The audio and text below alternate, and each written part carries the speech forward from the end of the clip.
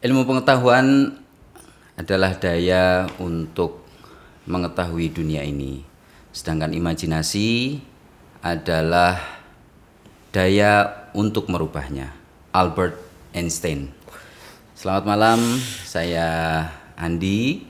Saya seorang akuntan dan konsultan bisnis.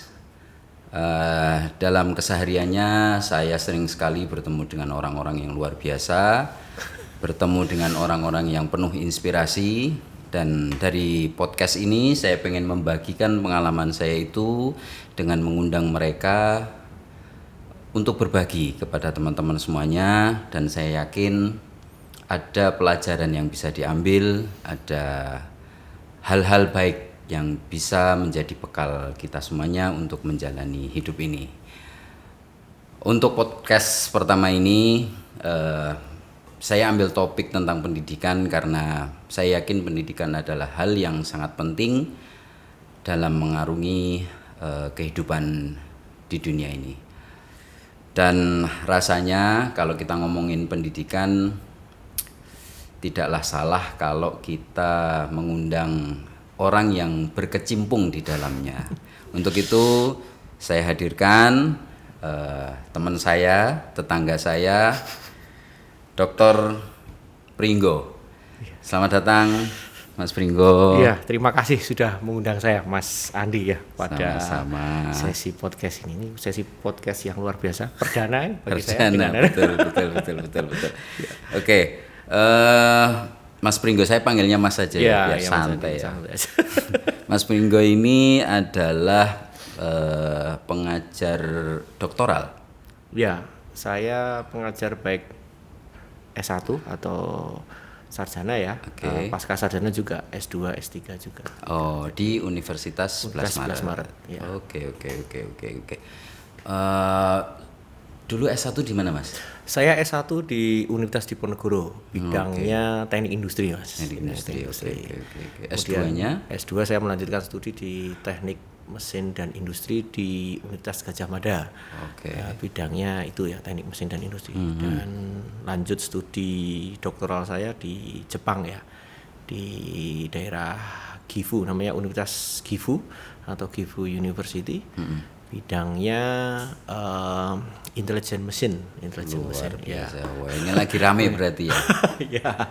ya ada hubungannya sedikit lah antara AI dengan otomasi gitu, rekayasa, otomasi sistem cerdas seperti itu. Oh, oke.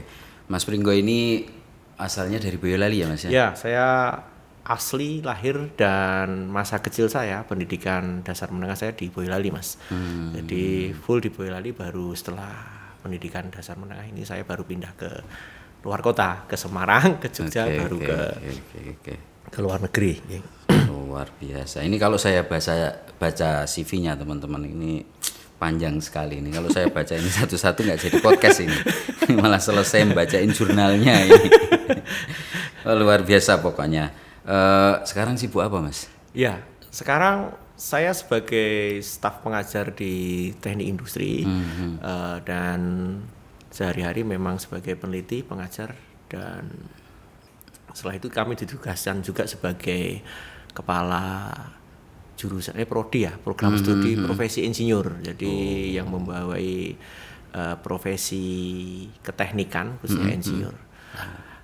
Itu kesibukan saya sehari-hari. Jadi ya ada tridharma perguruan tinggi itu ada belajar dulu, atau belajar ini riset, kemudian mengajar atau menerapkan lah ya. Kemudian diterapkannya itu ke masyarakat, pengabdian masyarakat. Jadi ada belajar, pengajaran, kemudian pendidikan, pengajaran, penelitian, pengajaran, dan pengabdian masyarakat. Nah, itu masyarakat. Tugas saya sehari-hari itu sebenarnya kewajibannya tridharma perguruan tinggi. Nah, sering ke daerah-daerah berarti? Ya, beberapa tempat-tempat daerah untuk pengabdian juga, misalnya di sekitar sini, Mas ya. Tapi ada juga yang melakukan istilahnya diseminasi ke perusahaan-perusahaan itu juga ada, misalnya tempat yang kita ada kerjasamanya, misalnya di beberapa daerah, misalnya ke Jawa Timur lah, misalnya ke Magetan atau ke luar Jawa misalnya itu juga ada kadang-kadang gitu ya, ke perusahaan-perusahaan gitu juga. Wah memang si ibu ini saya nyari jadwal buat podcast saja harus nunggu longgarnya ini. Oh iya Mas, saya tuh penasaran bedanya insinyur sama sarjana teknik itu apa? Ya gini, sarjana teknik itu pendidikan gelar akademik. Oh oke. Jadi kalau adik-adik mahasiswa yang sudah selesai studinya di bidang sarjana itu ada mendapatkan gelar akademik sarjana di bidang teknik rekayasa. Oke. Nah kalau insinyur itu adalah gelar profesi. Jadi profesinya itu sebagai apa? Belum tentu sarjana teknik itu dia berprofesi sebagai seorang perekayasa atau insinyur. Karena kadang-kadang beliaunya malah berkecimpung di bidang yang lain misalnya. Nah, misalnya sebagai banker itu kan bisa juga. Atau yang lain. Nah, kalau profesinya karena dia seorang insinyur perekayasa, dia biasanya merekayasa suatu mencari solusi terhadap permasalahan-permasalahan yang ada di bidang keteknikan gitu ya. Jadi misalnya seorang insinyur sipil, teknik sipil gitu ya, dia merekayasa, merencanakan pembangunan jembatan misalnya. Kemudian dia merencanakan dari menggunakan teori atau standar-standar yang ada rekayasa untuk merencanakan pembangunan gitu ya, itu insinyur perencananya. Tapi kemudian ada kontraktor atau kontraktor yang membangun. Nah, membangun itu juga harusnya ada insinyur juga yang dengan sesuai dengan bidangnya tahu membaca perencanaan tadi. Nah, itu dibangunlah itu oleh insinyur juga yang seharusnya memang teregistrasi ya dengan surat tangga register insinyur, yaitu di PII ada, dan itu sudah ada undang-undangnya. Jadi proyek-proyek nasional sekarang itu harus dilaksanakan oleh para insinyur dari perencanaan, konstruksi dan pengawasnya juga. Harus insinyur juga. Harus insinyur juga proyek-proyek itu. Tapi ini masih di taraf yang APBN ya, proyek-proyek yang di negara. Ya kedepannya dengan adanya undang-undang yang baru ini harapannya semua proyek-proyek ke rekayasa apapun itu yang ada hubungannya dengan teknik engineering kalau bisa ya memang dilakukan oleh ahlinya insinyur gitu ya. Ibaratnya kayak dokter yang boleh praktik spesialis ya, mendiagnosis dan memberikan resep itu kan dokter yang punya izin praktek STR-nya gitu ya. Ini sama insinyur kayak gitu. Kayak AKT berarti kalau akuntansi ya. Bener, AKT kan sarjana ekonomi. AKT kalau yang dia mau rilis akuntan publik dan dia memang harus seorang akuntan yang bisa itu. Nah, sama. AKT kemudian ya kayak kalau di hukum banyak sekali kan. Iya, betul. Ada jaksa, hakim, pengacara dan sebagainya. PPAT dan sebagainya itu. Seperti itu. Siap. Itu profesi. Oke, cukup jelas itu sekarang. Dari kemarin masih agak bingung. Bedanya apa insinyur sama ST? Oke, Mas. Untuk podcast kali ini kita nggak akan ngomongin yang berat-berat dulu. Nanti kita agendakan masuk lebih dalam terkait bagaimana teknik industri dan teknik-teknik yang tentunya jenengan kuasai. Nah, itu nanti kita akan bicarakan di kesempatan lain. Saya di kesempatan kali ini mau ngomongin pendidikan secara umum, Mas. Jadi Mas Pringgo ini kan memang berkecimpung di situ. Nah, saya ini kadang-kadang itu curious. Maksudnya anak-anak sekarang itu ada perbedaannya enggak sih sama zaman saya kuliah dulu gitu. Maksudnya bentuknya itu apakah pola mengajarinya masih sama atau memang sekarang harus disesuaikan atau seperti apa di era modern ini? Ya, memang ada riwayat ya, didiklah anakmu sesuai dengan zamannya misalnya seperti itu. Karena memang tiap zaman berbeda-beda cara pendidikannya. Dan di era pendidikan modern ini memang berarti bukan masalah satu ya, tapi ekosistemnya ya, ekosistem pendidikannya, baik itu pengajarnya, baik itu siswanya, adik-adik kita, anak-anak kita, kemudian juga kurikulum atau fasilitas dan sebagainya. Itu memang sudah berbeda. Zaman sekarang memang cenderung ke arah istilahnya student center learning lah, orang nyebutnya seperti itu, atau bisa dikatakan yang belajar itu aktif ya, aktif learning. Dan fungsi dari guru ataupun dosen, pengajar dan sebagainya itu positioningnya memang sebagai seorang fasilitator cenderung ke arah mentor. Jadi mentoring lah ya, mentoring memberikan arahan dan sebagainya. Bukan sebagai, kalau dulu kan kayak guru itu kayak pusat ilmu dan sebagainya. Satu arah ya. Satu arah. Dia memberikan satu arah, memberikan kuliah, mengajar, pendidikan dan jadi center. Jadi siswa berbanding. Dan sekarang enggak, setiap siswa ataupun adik-adik belajar itu bisa dari mana saja dengan era, dengan teknologi, dan sebagainya. Mereka bisa belajar dari manapun. Dia belajar dari YouTube, bisa belajar dari media sosial, dia belajar dari internet dan sebagainya. Dan itu pun juga semakin berkembang. Metode pun kurikulumnya juga mengikuti ya. Jadi berbasis pada problem real di industri dan sebagainya. Belajarnya menggunakan studi kasus, menggunakan project dan sebagainya, menyelesaikan secara tim gitu ya. Dan kadang-kadang ini masih masih belum terbiasa beberapa penyesuaian juga. Adik-adik juga kerjasama dengan tim itu kadang-kadang ya ada timpang, ada yang gendong lah istilahnya. Gendong ya satu ini dan itu memang perlu cara komunikasi antar tim untuk menyelesaikan permasalahan dengan media itu ya, untuk solve problem studi kasus. Itu jadi kita nggak bisa menyebutkan yang berubah ininya, tapi memang ekosistemnya itu membentuk perubahan yang lumayan banyak ya.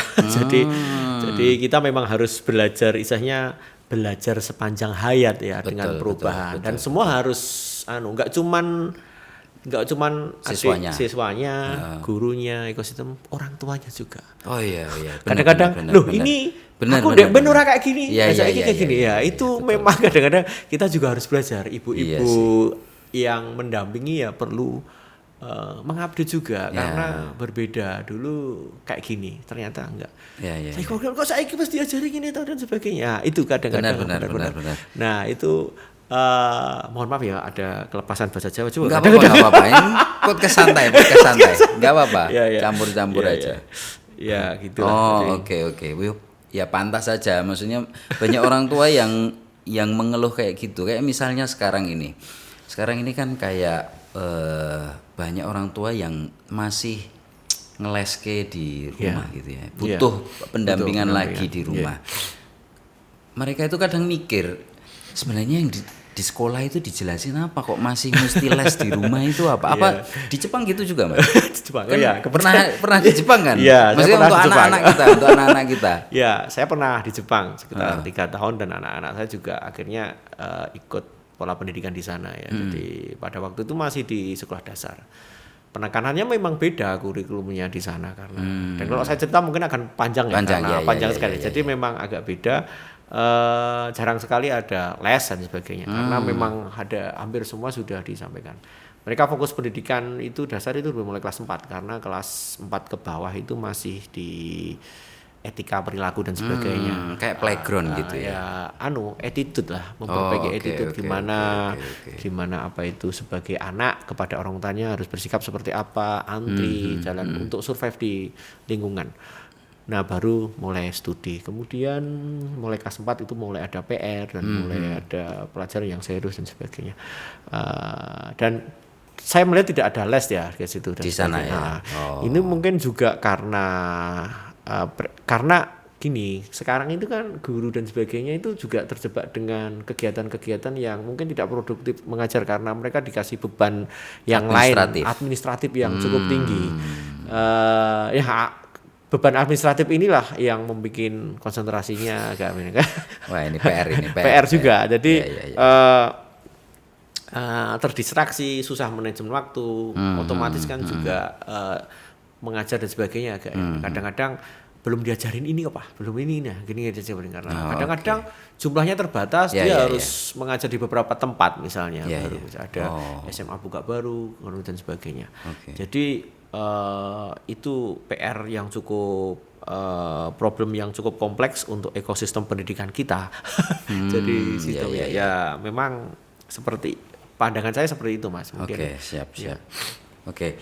Terus kembali lagi ke bentuk pendidikan modern tadi yang sekarang sudah bisa belajar dari manapun, kemudian yang aktif adalah muridnya gitu. Kalau di SMP SD mungkin kurikulum merdeka ya namanya. Ya, dulu ya merdeka. Sekarang sebenarnya kurikulum itu rata-rata mengarah ke itu sih, mengarah ke active learning atau student center gitu ya. Nah, itu pasti kan ada hambatan-hambatan itu, pasti kan ada kendala, baik dari sistemnya, baik dari pengajarnya, baik dari siswanya sendiri. Itu biasanya apa sih Mas yang dihadapi itu? Ya, macam-macam ya. Kalau dari pengajar ya, mindset para guru untuk beradaptasi terhadap perubahan itu juga beda-beda. Ada guru kita yang sudah senior dan sebagainya, dia harus berubah dengan yang baru itu juga tidak mudah, Mas. Guru-guru muda, mereka lebih cenderung lebih adaptif karena dengan pendidikan di yang mereka peroleh dan sebagainya, mungkin dibekali dengan teknologi, pendidikan dan sebagainya. Juga yang senior tadi butuh istilahnya perlu upskilling dan reskilling gitu ya, terutama untuk yang hal-hal yang baru. Nah, selain itu juga bagi yang dari sisi siswa itu juga harus disiplin juga ya untuk belajar memanage waktu, dan juga karena banyaknya hal yang diterima dan sebagainya, itu bisa harus memilah dan sebagainya. Selain itu juga rata-rata pengen cepat instan gitu ya mendapat berita. Karena ada sekarang medsos seperti TikTok itu cepat banget, dia beberapa detik dia akan mendapat informasi dan pengennya cepat-cepat dan sebagainya. Dan tanpa filter. Dan kemampuan literasi itu juga berkurang, Mas. Budaya itu budaya membaca itu berkurang. Jadi saya ingat waktu anak saya di Jepang itu, mereka tiap tahun ditarget untuk baca buku, di tiap tahun ada scoring berapa buku yang dibaca tahun ini. Berapa buku yang dibaca tahun ini. Ada targetnya minimal berapa, dan repot. Saya sudah baca 300 buku, 400 buku dan sebagainya. Tapi harus itu. Harus, dan macam-macam buku, terserah buku apapun lah. Jadi mereka hobi ke perpustakaan baca buku untuk meningkatkan itu dan literasinya itu tadi ya. Supaya nggak lihat informasi dikit percaya gitu. Literasinya ditingkatkan seperti itu, otomatis kan dia akan terbiasa itu kan literasi. Apalagi ini saya lihat Dikbud ini sekarang ini beberapa Bapak Menteri kelihatannya mencanangkan untuk literasi budaya membacanya mau ditingkatkan ini dengan membaca buku dan kemudian menulis resensinya. Gitu. Iya, ini rencananya. Saya baru baca sekilas, saya belum. Moga-moga ini juga terlaksana. Ya, benar, itu pun juga berlaku untuk saya ketika saya studi juga, Mas. Saya dikasih buku untuk baca buku, kemudian menjelaskan catatan dan sebagainya. Dan ternyata ya memang beda orang yang membaca kemudian memberikan catatan dan menjelaskan, itu beda outputnya beda. Kemampuan daya tangkapnya juga bagus, biasanya kita lebih paham juga ya, seperti itu ya. Oke Mas, terus perkembangan zaman yang modern tadi, kemudian informasi yang tak terbendung, terus saat ini juga ditambah dengan AI, dengan artificial intelligence ini yang menurut saya luar biasa. Saya sempat coba beberapa platformnya, itu juga sangat luar biasa. Nah, itu pengaruhnya untuk proses belajar mengajar seperti apa, Mas? Iya, dari tiap zaman kita itu selalu ada perubahan ya. Mungkin Mas Andi mungkin selisih umur dengan saya tidak terlalu jauh, dan pasti akan mengikuti perubahan zaman dulu yang sebelum ada telekomunikasi, internet, telepon, sebelum ada internet sampai sekarang zamannya ada artificial intelligence. Itu memang terjadi switching gitu ya, perubahan yang cukup dramatically lah. Jadi cara belajar kita juga akan semakin cepat. AI itu sangat membantu memberi pemahaman lebih jelas gitu ya. Jadi mahasiswa yang susah atau pelajar yang susah itu dengan bantuan AI itu jadi lebih mudah memahami. Nah, itu penjelasan alternatif yang mungkin nggak diperoleh di kelas dan sebagainya. Itu memberikan itu, dan itu luar biasa. Tapi selain itu juga risiko-risiko lainnya sebenarnya juga banyak ini. Apa contohnya apa, Mas? Risiko yang lain plagiarisme jika kalau di tempat saya. Jadi kemampuan berpikir kritisnya itu juga semakin berkurang karena mereka kan langsung tanya itu ke situ dan sebagainya. Kayak diasupi ya. Iya, asupi itu. Dan ketergantungan juga ke arah mereka. Ya, jadi itu menurut saya ada beberapa hal sedikit yang mungkin bisa memberikan, memang ada berdampak. Dampak itu ada dampak positif dan ada negatif juga ya. Kira-kira seperti itu. Oh, kira-kira ngaruh nggak Mas ke depan ini, maksudnya di proses belajar mengajar, terutama untuk AI ini sebagai platform untuk pengasuh atau pendidik. Karena gini Mas, beberapa kali saya coba foto soal anak-anak saya itu, saya scan gitu, AI-nya langsung bisa jawab. Di mana mungkin orang tuanya pun nggak bisa menjelaskan sedetail itu gitu. Tetapi AI itu bisa menjelaskan itu gitu. Nah kira-kira mungkin nggak nanti ke depan itu dosen itu akan tergantikan oleh AI itu, mungkin nggak menurut jenengan? Kalau saya sempat khawatir juga setelah saya belajar itu ya. Wah ini gaweanku iso hilang ya. Tapi pekerjaan saya mungkin akan hilang karena adanya teknologi dan sebagainya. Tapi kan para peneliti, ilmuwan dan sebagainya itu kan yang melakukan pengembangan, yang meng-create mereka teknologi dan sebagainya. Dan itu terus berlangsung terus, dan pastinya paling enggak satu, sebagai dosen atau guru dan sebagainya itu yang susah digantikan itu sebagai mentor Mas. Jadi mentor, mentor, kemudian yang melakukan asesmen lah ya, memberikan penilaian dan sebagainya. Ini sudah oke atau belum? Mereka kan baru belajar dan sebagainya, tapi belum bisa betul atau tidaknya ini sudah layak jadi seorang sarjana atau enggak dan sebagainya. Itu kan itu salah satu yang mungkin susah digantikan ya. Nah, itu bisa dan juga ya memang AI itu tadi ya kayak gini, itu kansnya plagiarisme ini mungkin pemberian aturan yang jelas pemakaian, mana yang boleh dipakai untuk apa, mana yang tidak boleh dipakai. Itu juga penting menurut saya. Ada batasan seperti itu. Jadi harus disiplin juga, ini nggak boleh dipakai untuk ini nih, nyalahi aturan ini pakai ini. Ada beberapa AI detektor gitu yang sudah bisa dipakai untuk mendeteksi ini tulisan ini generate dari AI dan sebagainya. Itu sudah ada juga beberapa. Dan tapi ya kembali lagi sih penerapan aturan dan disiplin dan etik kita sih memang Mas, etik adik-adik siswa dan sebagainya itu yang perlu dibentuk biar jujur, berintegritas, adaptif terhadap perubahan, mau menggunakan teknologi sesuai dengan hak dan kewajibannya yang perlu. Berarti ya Mas, itu AI itu kan tidak base dari penelitian ya, dia mungkin ngambil source dari mana dan lain sebagainya tanpa ada kejelasan.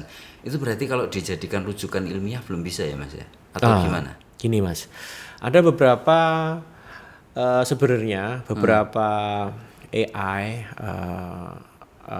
artificial intelligence yang mengarah ke untuk mengambil rujukan, misalnya itu sebenarnya mereka sudah menggunakan metodologi untuk learning datanya, itu sudah menggunakan metodologi yang benar.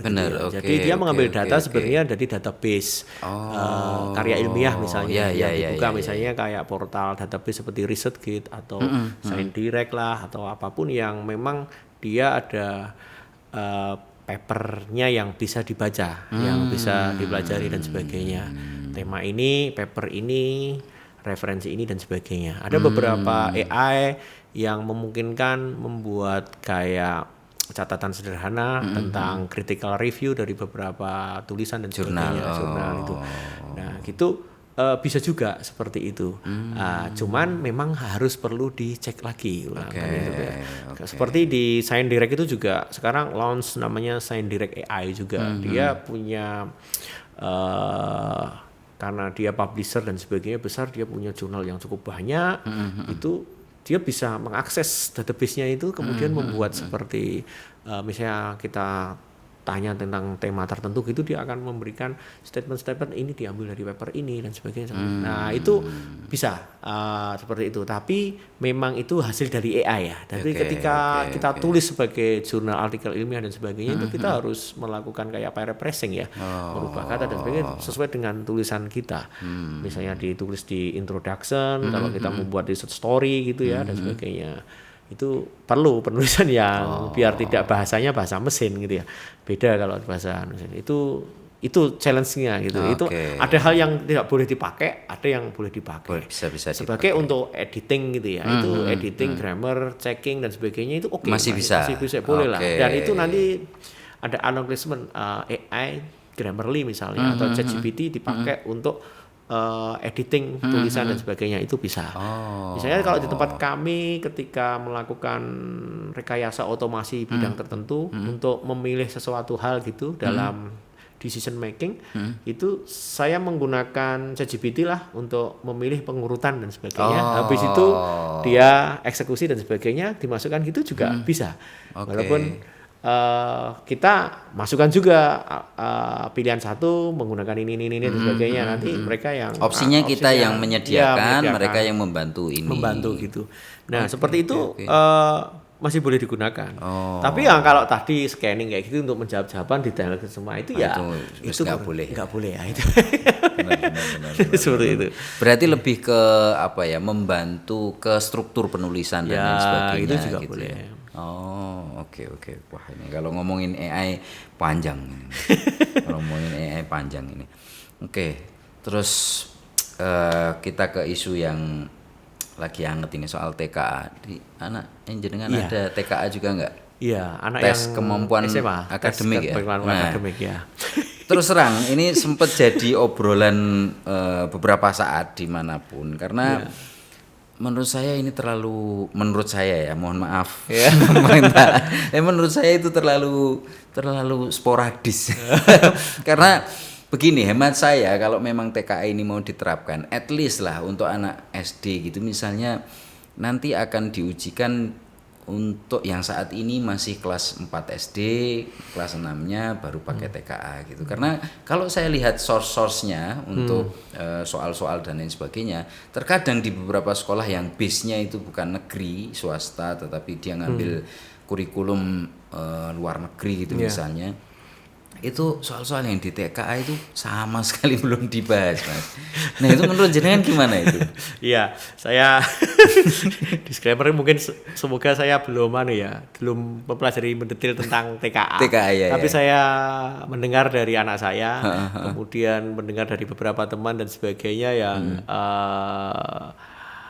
jadi intinya sebenarnya saya belum meneliti lebih lanjut tentang TKA seperti apa dan sebagainya. Tapi kalau ini penjelasan dari anak saya dan sebagainya, itu soal-soalnya itu belum ada yang pernah misalnya kayak gitu kan, jadi saya jadi kaget loh, masa TKA-nya kan fungsinya untuk mengukur asesmen, istilahnya mengasesmen atas pembelajaran yang diperoleh selama ini. Tapi kok enggak ada yang dipelajari ya? Karena mungkin ya, karena itu tadi saya nggak tahu.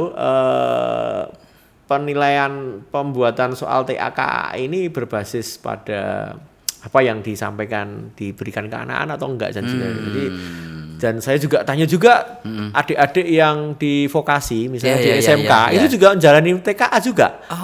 Padahal kan mereka kan pendidikannya vokasi, betul, Mas. Bukan akademik banget ya. Soalnya lebih banyak prakteknya lah. Soalnya itu juga akademik juga. Ya mereka gimana ya? Saya nggak kebayang itu mereka seperti apa. Ini mungkin saya salah itu, tapi kira-kira seperti itu. Saya belum checking ya seperti apa TKA itu, tapi apa yang diujikan, apa yang nggak pernah itu tahu-tahu soalnya kayak gitu. Misalnya anak saya komentarnya seperti itu. Jadi beda. Jadi nguji kompetensi, jadi TKA itu berbeda.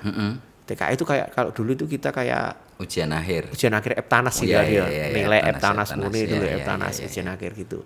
Nah kalau masuk perguruan tinggi itu namanya UTBK atau SNBT itu kayak tes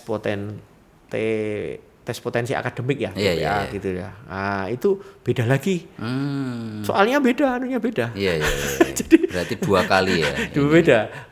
Belajarnya itu double gitu loh. Double. Dia harus belajar dengan tipe soal yang berbeda Berbeda. lagi gitu ya. Betul, Apalagi kalau adik-adik siswa yang pakai kurikulum IB yang mau sekolah ke luar negeri itu dia belajar kurikulum yang berbeda lagi tuh bisa 3 4. Jadi beban adik-adik ini cukup berat ya. Jadi benar.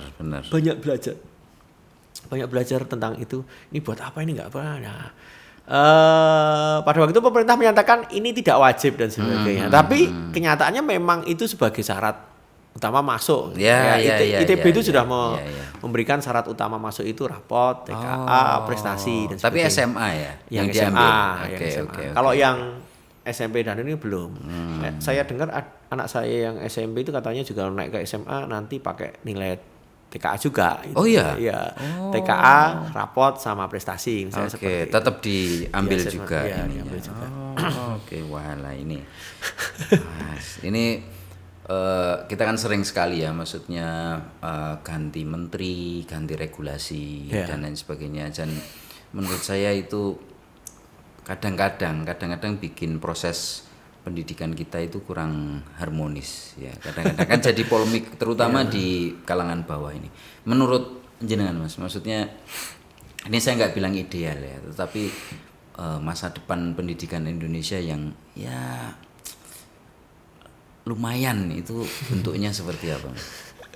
Ya seharusnya gimana ya, bukan seharusnya tapi apa ya, ini pandangan saya saja lah ya berkenaan dengan pendidikan. Ya harapan saya sih pendidikan Indonesia kan ya sesuai dengan amanat undang-undang lah ya. Jadi pendidikan itu hak seluruh warga negara dan sebagainya.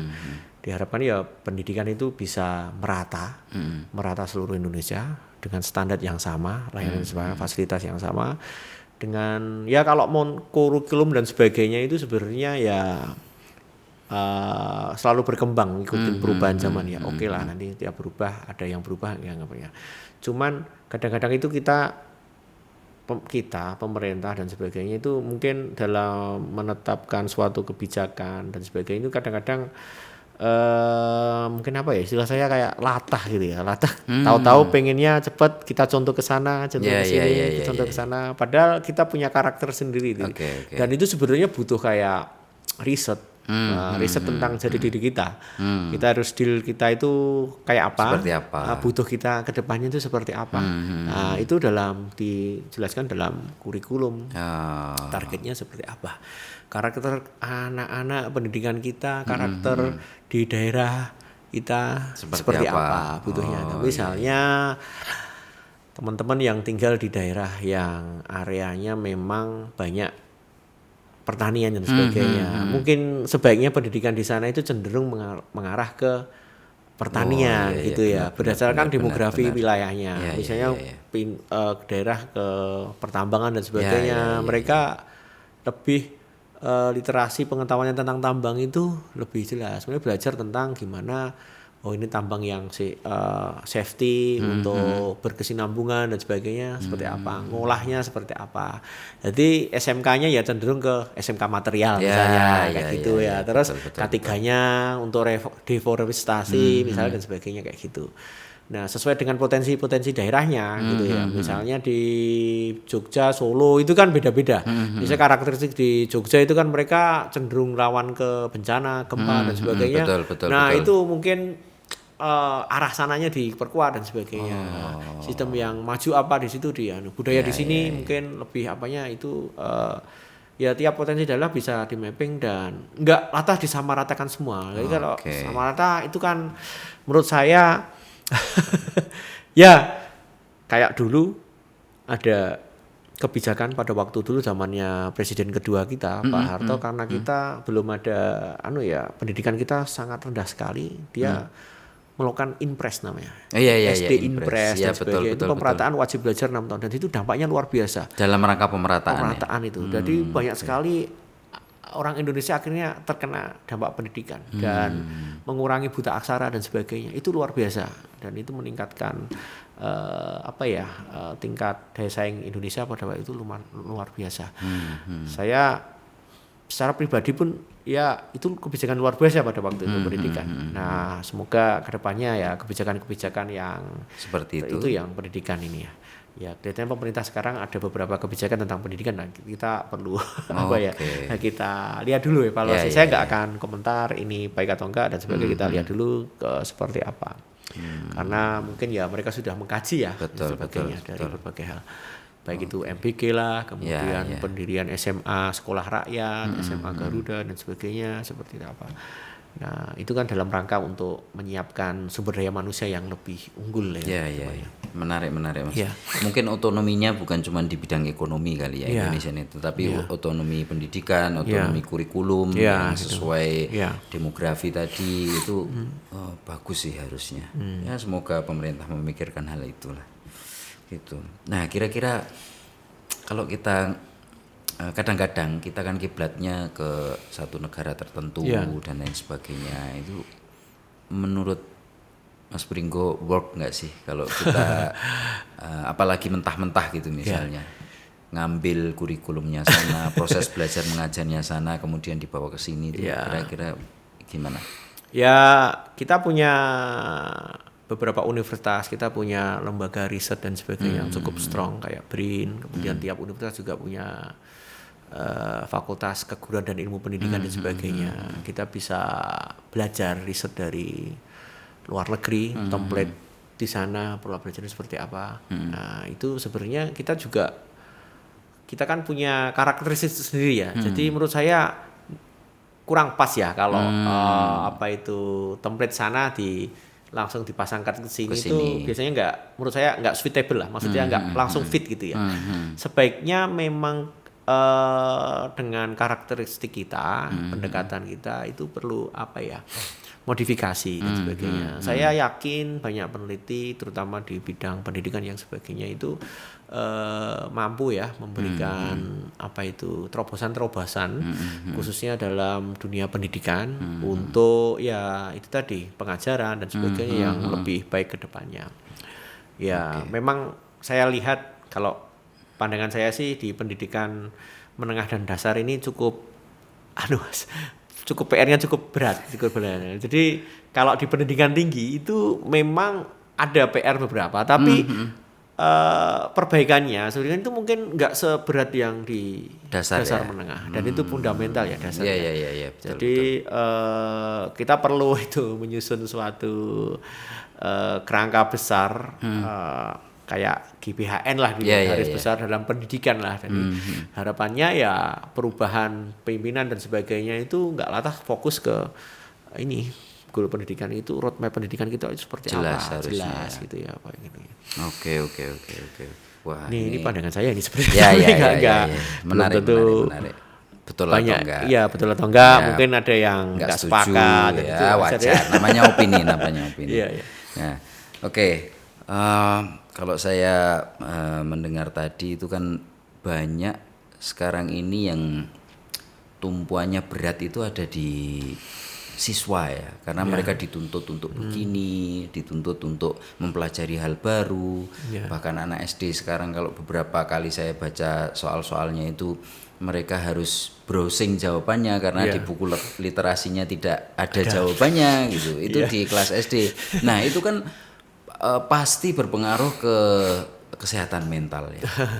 Kalau SD mungkin yang kena mentalnya orang tuanya yang nungguin ibu-ibunya dan lain sebagainya. Cuman kalau beranjak ke SMP, SMA, apalagi kuliah misalnya, apalagi kalau kita lihat fenomena-fenomena terakhir ini kan banyak anak-anak sekarang itu yang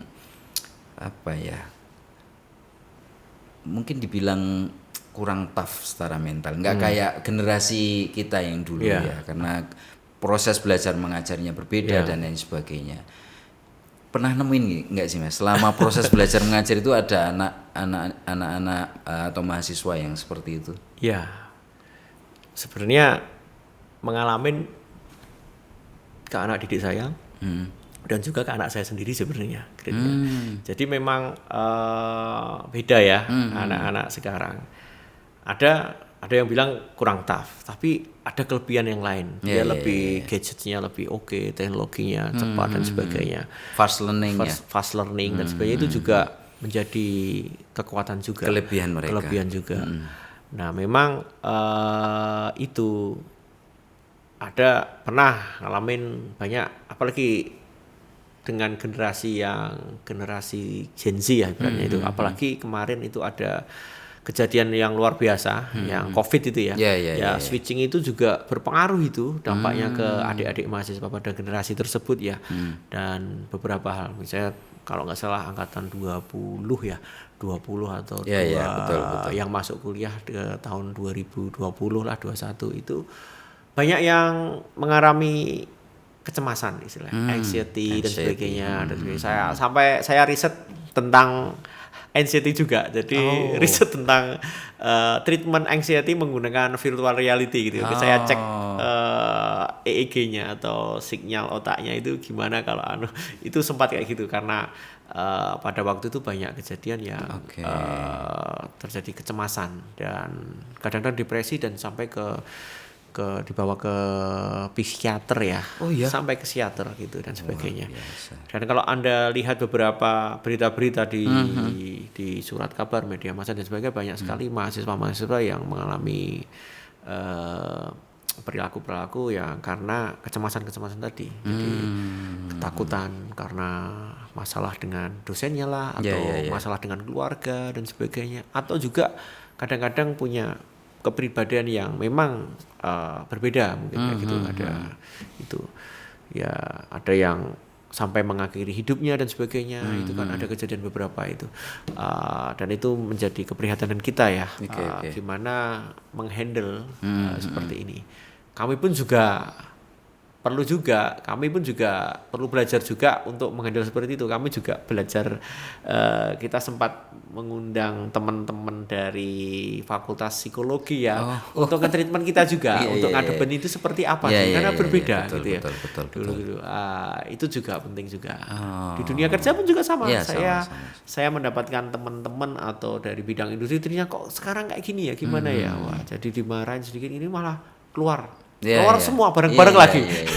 Keluar semua bareng-bareng lagi. Itu fenomena umum sekarang. Ada istilahnya, wah sekarang nggak bisa mas, ini kalau berangkat jam 7 ya pulang jam 16, habis itu ya udah nggak ada lagi. Nah mereka butuh work life balance lah, seperti itu, isu-isu kayak gitu. Ya kan berbeda juga, dan kita harus deal dengan hal tersebut juga ya. Fenomena seperti itu, dan ya gimana mengendalinya nanti kita harus banyak belajar nih. Oke. Menurut jenengan paling penting pondasi lah untuk menjaga kesehatan mental, terutama untuk teman-teman ya, bukan cuma mahasiswa sebenarnya saat ini, karena kondisinya ini menurut saya rentan sekali untuk terjadi keanfalan dalam mental health ini. Kira-kira apa sih mas pondasi yang penting gitu, yang penting sehingga mental kita nggak gampang kena gitu menurut jenengan? Ini harus psikolog ya. Tapi kan jenengan paling nggak mendampingi beberapa mahasiswa. Iya. Gimana ya mendampingi mahasiswa? Ya ini mungkin psikolog yang lebih tahu ya, tapi kalau kita bisa memaintain health mental kita ya, terutama kalau masuk proses pembelajaran ya, kadang-kadang mereka itu fokus ke nilai gitu ya. Fokus ke nilai, fokusnya nilai aja. Tapi mereka prosesnya itu mereka kan lupa gitu ya. Proses belajar lebih panjang daripada satu nilai dari angka gitu ya sebenarnya. Proses itu penting. Jadi kadang-kadang please enjoy the process gitu kan. Itu penekanan itu sebenarnya akan lebih nyaman daripada nilainya yang harus baik, nggak terlalu terbebani gitu ya. Itu secara mental. Kemudian mahasiswa atau adik-adik itu perlu belajar mengelola waktu yang baik, istirahat yang cukup, kemudian support system yang baik gitu ya. Cari teman yang nyaman untuk kemudian positif, dosen pembimbing yang positif, jika perlu konselor yang memberikan pendampingan dari gunakan itu bimbingan konselor itu sering main ke situ ngobrol dan sebagainya itu penting. Jarang sekali adik-adik itu sekarang itu mau ngobrol gitu ya Mas. Rata-rata pendiam dan sebagainya permainan itu jadi agak juga kurang ya. Dan kalau memang butuh bantuan segera minta bantuan, jangan ragu juga. Kadang diam di pendam dan sebagainya itu juga menjadi hal yang apa ya merusak sudah saya. Jadi perlu kepribadian yang itu ya bukannya mereka harus mengikuti ekspektasi orang lain gitu, tapi perlu juga ini saya perlu bantuan dan sebagainya. Terbuka komunikasi dengan di mahasiswa pun aja juga adanya pembimbing akademik ya namanya. Betul, bisa komunikasi untuk kita maintain dan sebagainya. Jika ada di sekolah kan ada bimbingan konselor. Jarang mereka ke BK gitu ya. Identiknya kan dulu kan BK, kalau ke BK itu anak-anak yang bandel banget. Enggak. Betul. Harusnya itu dirubah mindsetnya. Jadi konseling itu untuk membimbing ke depannya. Belajarnya gimana kalau ini cara belajar. Karena adik-adik dan sebagainya ini yang mungkin kita perlu PR. Adik-adik itu cara belajar ini sebenarnya beda-beda loh ya. Ada yang tiap individu maksudnya. Iya, tiap individu bisa visual. Ada yang dengan cara linguistik bicara dan mendengarkan sudah cukup bisa. Tapi harus dengan gambaran dan sebagainya itu juga harus menggunakan gambaran seperti itu atau dengan analogi atau dengan gimana macam-macam. Nah itu yang di dunia pendidikan kita itu belum bisa mengcover itu ya gitu ya.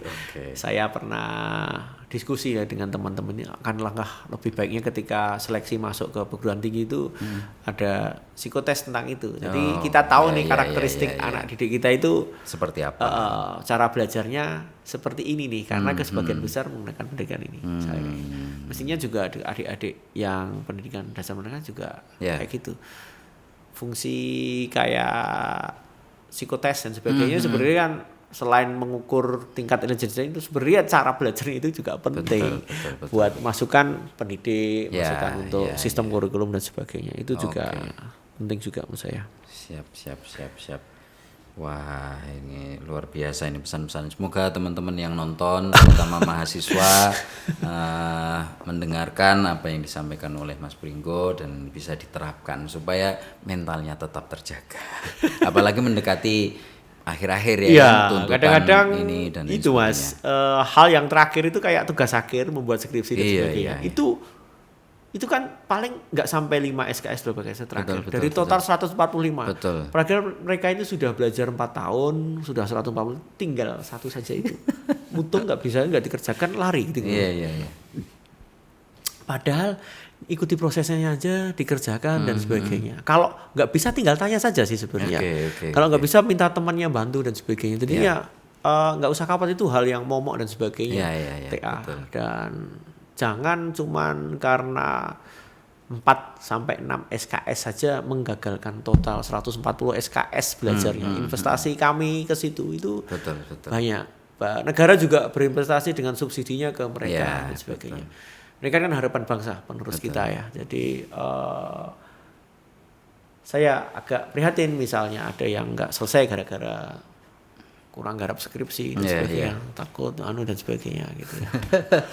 Kalau jadi selesaikan, ada B gitu ya, kerjakan. Kalau nggak bisa tanya dosennya gitu ya. Kalau nggak berani tanya dosennya, tanya temennya yang bantu dan sebagainya. Betul. Atau pembimbing akademiknya, hubungi pembimbing akademik. Saya ada masalah gini Pak dengan komunikasi kayak gini ya, nggak apa-apa. Komunikasi itu penting juga ternyata. Kalau nggak terbuka. Buat sharing aja, dulu prinsip saya ngerjain skripsi itu ada 2. Yang pertama, kalau belum siap mulai, jangan coba-coba untuk mulai. Tapi kalau sudah mulai, jangan berpikir untuk berhenti. Wah, itu bagus. Itu prinsip saya dulu waktu ngerjain skripsi. Kalau sudah mulai ya harus selesai. Jangan berpikir untuk berhenti. Tapi kalau belum siap mulai, jangan pernah mencoba untuk mulai karena tanpa persiapan. Betul. Nah, itu bisa coba diterapkan. Wah, ini menarik ini. Terus tadi sempat menyinggung tentang persiapan untuk penerimaan mahasiswa dan lain sebagainya, yang ketika kita bahas soal mental health tadi, ada ujian psikolog dan lain sebagainya. Nah, kadang-kadang teman-teman itu belum kuliah aja udah stres. Saya tuh mau ngambil apa? Iya. Itu dari zaman saya mungkin ya, dari zaman kita itu. Sekarang pun masih Masih ya. Dan kadang-kadang yang masalah jurusan itu juga banyak. kadang-kadang mereka itu asal milih jurusan, Ya. yang penting saya kuliah di sini dan lain sebagainya gitu. Jadi ambil jurusan ya apa aja lah, yang penting saya sudah bisa masuk ke universitas ini dan lain sebagainya. Ada nggak sih Mas panduan atau saran-saran lah, ngambil jurusan itu mestinya gini loh gitu. Ada nggak?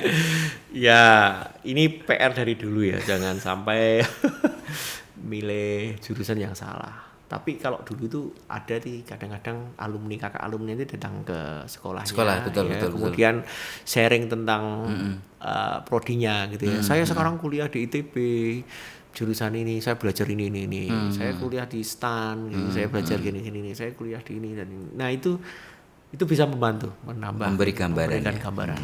Yang pasti kalau memilih jurusan itu jangan sekali-kali hanya ikut-ikutan tren, ikutan temennya itu, tapi pertimbangkan hal yang seperti minat dan kekuatan diri. Kamu minatnya apa sih? Minat itu kecenderungan ke sini. Saya senang. Saya senang musik nih. Ini saya pengen ini. Saya senang tentang art nih. Saya punya kemampuan linguistik yang baik nih dari tes potensi akademik atau tes IQ, psikotes itu kemampuan verbal linguistik itu baik ini kayak gini. Mungkin dia lebih cocok di komunikasi atau sebagainya. Misalnya, dan juga kesehatan akademik. Di tes akademik ternyata dari segi akademik yang STEM-nya ya, misalnya sains, teknologi, matematik itu ya, engineering matematik itu lebih tinggi daripada yang lain. Ini berarti kan ada potensi diri di bidang kekuatan diri akademik di bidang STEM-nya lebih unggul misalnya daripada yang humanioranya. Tapi ada juga yang humanioranya lebih bagus, kemampuan diplomasinya bagus dan sebagainya. Ya mungkin masuknya bisa ke sebagai diplomat di HI misalnya, komunikasi atau kemana hukum misalnya dan sebagainya. Itu perlu memetakan dirinya sendiri-sendiri. Tapi punya yang repot itu dia punya potensi di sini tapi nggak minat gitu kan. Betul, karena nggak minat ya cenderung mending ikuti minatmu apa saja, karena biasanya kalau sudah minat seneng itu diikuti semangatnya kan nanti. Paling nggak itu ya, kesesuaian minat dan karakternya misalnya seperti itu juga ada. Tapi juga selain itu sebenarnya itu potensi kedepannya, kerja dan sebagainya itu menjadi penting sekarang. Betul, kerja di sini nanti saya kerjanya jadi apa sih? Nggak jelas itu. Nggak jelas. Setelah ini ternyata minat di sini tapi ternyata lapangan pekerjaan tidak support di sini. Misalnya itu juga menjadi pertimbangan untuk milih jurusan gitu ya. Saat ini ya. Jadi mungkin ini nggak sesuai minat saya, tapi ini menjanjikan pekerjaan yang baik ke depannya, dan saya ambil ini dan belajar dan bisa ya. Banyak yang kayak gitu juga sebenarnya. Gitu. Saya dulu gitu Mas. Jadi saya itu dulu IPA kan SMA-nya. Pas penjurusan dimasukin IPA, saya protes ngadep kepala sekolah saya. Saya pengen saya udah bayangin ke depan itu pokoknya pengen jadi akuntan, meskipun ya ada hitung-hitungannya. Tetapi base-nya kan di sosial kan. Saya minta pindah jurusan, nggak boleh Mas. Nggak boleh. Jadi tetap di IPA. Akhirnya ketika kuliah di akuntansi ya semester pertama struggle. Karena kan dasarnya nggak dapet kan gitu. Tapi dari SMA itu saya sudah membayangkan lah ke depan itu pokoknya saya tracknya mau ke sana itu sebenarnya udah. Ya, itu tadi ada satu kata kunci yang penting di sini yang disampaikan Mas Andi, terutama dalam pendidikan kita. Dasarnya kurang. Nah, itu PR di pendidikan dasar dan menengah itu apa?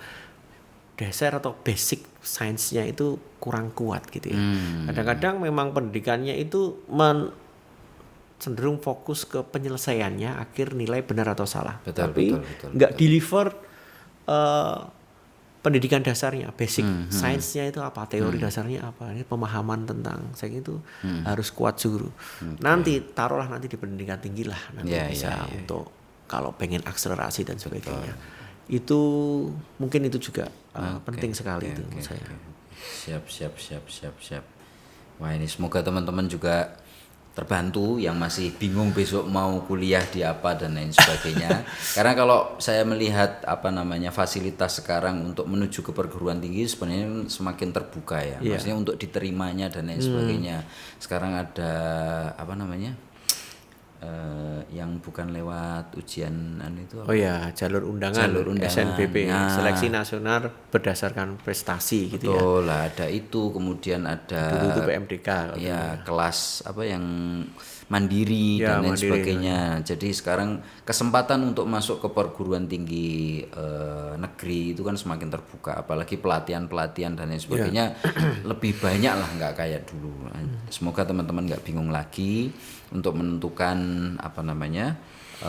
jurusan apa yang diminati. Tadi pesan yang disampaikan oleh Mas Pringgo juga, cari dulu potensinya, pengen apa dan lain sebagainya, dipikirkan betul-betul sehingga nanti ketika kuliah sudah tahu kita itu kedepannya mau kemana gitu. Oke, menarik sekali ini.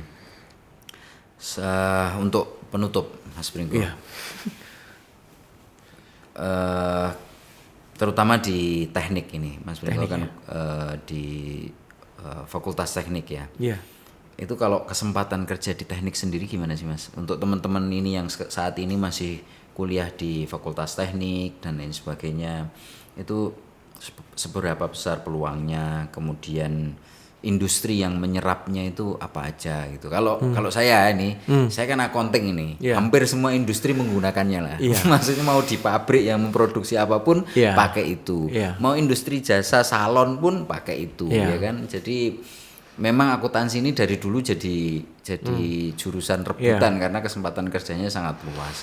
Nah, untuk teknik sendiri gimana, Mas? Saya juga masih agak ini belum begitu paham gitu. Ya, memang beberapa bidang seperti ekonomi, akuntansi dan sebagainya itu selalu akan ada di mana-mana ya, termasuk hukum pun juga sekarang juga naik daun. Betul. Legalisasi tentang hukum itu juga. Tapi teknik itu juga luar biasa. Jadi kalau kita mau melihat negara-negara maju, itu rata-rata income per kapitanya itu ditopang dari industrinya. Industri support industrinya itu tinggi, biasanya 40-60%. Pasti itu. Apalagi kayak negara-negara maju ya, misalnya kayak Jepang dan sebagainya, industrinya yang maju. Korea dan sebagainya, Amerika dan sebagainya. Kalau negara-negara yang berdasarkan eksplorasi dan sebagainya, misalnya berbasis pada sumber daya alam, gitu itu ya memang income-nya cukup tinggi dan eksplorasi minyak, gas alam, batu bara dan sebagainya. Nah bidang-bidang seperti itu base-nya adalah engineering, orang teknik yang mengerjakan. Jadi butuh seorang engineer untuk menggali, untuk memproses dan sebagainya.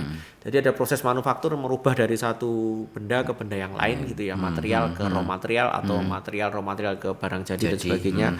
Itu berperan sangat besar di situ. Jadi serapannya cukup banyak, terutama di industri. Kita membutuhkan banyak engineer, terutama untuk industri, untuk memperkuat industri kita, ya kan. Dan peluangnya banyak. Kita punya industri otomotif yang lumayan maju gitu ya, bisa mengekspor ke luar negeri. Engineer kita bisa buat pesawat lah, taruhlah gitu. Engineer kita bisa memproses sumber daya alam kita. Kita sudah mulai ke situ. Apalagi dengan isu industri 4.0 digitalisasi dan sebagainya ini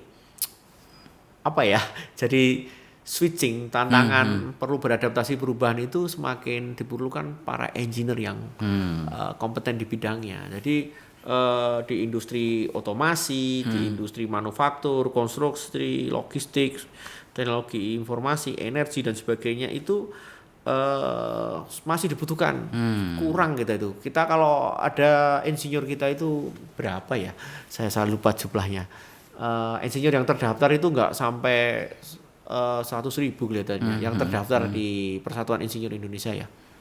Padahal mungkin dari rasio insinyur sarjana teknik lah dengan penduduk kita itu kan masih jauh. Ya, rasionya ya. Rasionya kita belum ada mungkin 1 juta insinyur. Betul. Padahal kita penduduknya 280 juta dengan cakupan wilayah Indonesia itu luasnya nggak karuan dan butuh pembangunan infrastruktur dan sebagainya. Dengan potensi sumber daya yang luar biasa ya. Itu jadi insinyur yang bisa memberikan solusi terhadap itu. Jadi itu masih kurang, potensinya masih luar biasa di situ. Oke, siap. Bahkan sekarang di SD sudah ada pelajaran coding ya. Ya, nah, itu kan beberapa, nggak semuanya sih ya. Nggak semuanya. Oke. Oke, itu teman-teman yang saat ini kuliah di teknik dan lain sebagainya, dan semakin kecil supply-nya, maka tentunya price-nya makin tinggi. Kalau di ekonomi kan begitu. Jadi jangan takut. Teori Insinyur sarjana teknik itu rata-rata gajinya tinggi. Jadi semangat kuliah di teknik itu. Oke, terakhir Mas, pesan untuk teman-teman mahasiswa atau siswa yang saat ini, adik-adik siswa yang saat ini masih belajar apa Mas? Ya, pesan ya untuk adik-adik mahasiswa ya, atau adik-adik yang siswa yang harus bisa mengenali dirinya, potensi dirinya di bidang apa gitu ya. Kemudian mulai bisa memanage waktu, waktu karena waktunya juga terbatas. Dia harus naik kelas dan sebagainya, apa kedepannya yang harus dihadapi. Kemudian menikmati proses tiap umur, tiap pembelajaran. Jangan pernah lelah untuk belajar gitu ya. Jangan lelah untuk pernah mencoba. Learning to try to do, learn to learn, dan learning to live together with other itu juga penting ya. Jadi kita harus bisa